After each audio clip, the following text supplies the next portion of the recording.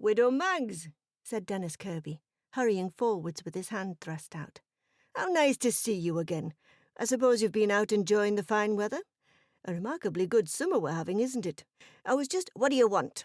The old woman snapped. Kirby faltered to a stop.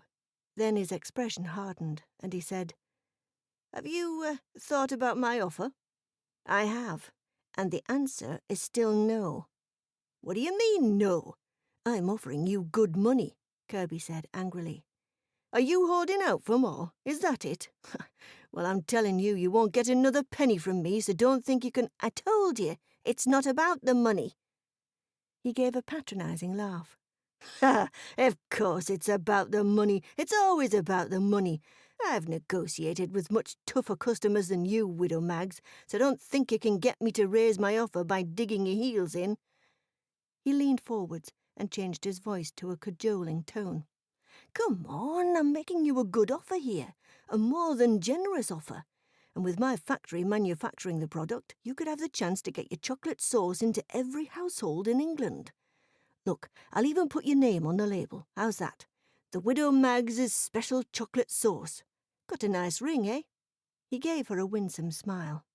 All you have to do is tell me the recipe. In fact, I don't even need the whole recipe. I've worked out most of it already. It's just this last ingredient. What is it? What makes it so that everyone can't get enough of your chocolate sauce? His tone became more urgent as the Widow Maggs didn't respond. All right, I'll raise the money. Double. There. I'll pay you double what I was offering. All you have to do is tell me the secret ingredient. The Widow Maggs looked at him impatiently. I told you I'm not interested in your money. Dennis Kirby flushed with frustration. I'm not giving up, you know, he blustered. I'll be back here next week and the week after. You'd be wasting your time, said the Widow Maggs.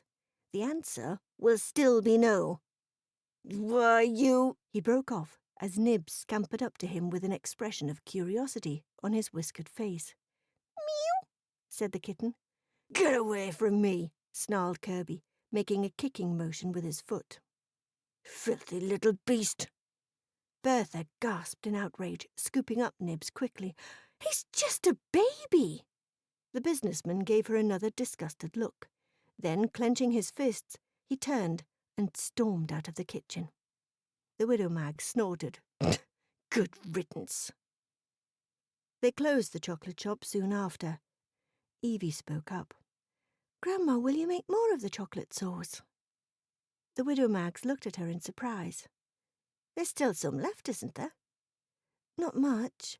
All the chocolate-drizzled strawberries sold out and everyone was asking for more. The Widow Maggs nodded. Then she gathered a few ingredients and cleared a space at the other end of the long wooden table. The two girls watched, fascinated, as she placed chunks of gourmet dark chocolate together with fresh cream into a deep copper pot. Then she added a knob of butter, a generous helping of cocoa powder, some sugar, a pinch of salt, and a dash of vanilla, stirring continuously until the dark molten mixture became thick and glossy. Caitlin could feel her mouth beginning to water as the heady fragrance of rich, decadent chocolate filled the kitchen. Wait, there is one more ingredient, said the Widow Maggs.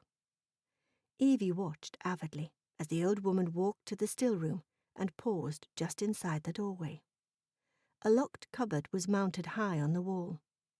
The Widow Maggs waved a hand in front of the cabinet door and muttered, Aperio. The door swung open, and Caitlin saw various miniature bottles and vials, each with paper labels tied to strings around their necks. The Widow Maggs lifted a small glass vial off the top shelf and returned to the table. Is that— Grandma, is that the love potion? Asked Evie breathlessly, staring at the vial. Bertha answered, Yes, I helped to brew it from the juice of the love-in-idleness flower. Caitlin gave a disbelieving laugh. What, the same flower as in A Midsummer Night's Dream? But that's just something Shakespeare made up. The Widow Maggs raised an eyebrow. Is it?